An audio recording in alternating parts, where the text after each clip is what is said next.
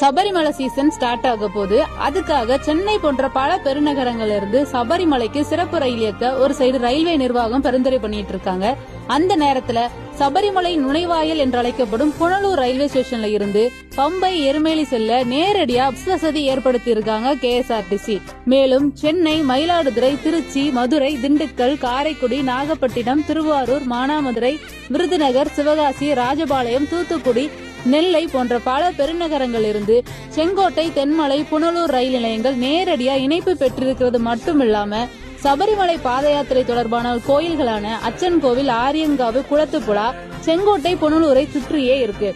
ஆக Ayyappa பக்தர்களோட பயனுக்காக KSRTC bus முன்பதிவு செய்யும் வசதியும் இருக்கு. எனவே KSRTC இணையதளத்துல தங்களோட சீட்ஸை ரிசர்வ் பண்ணிக்கோங்க.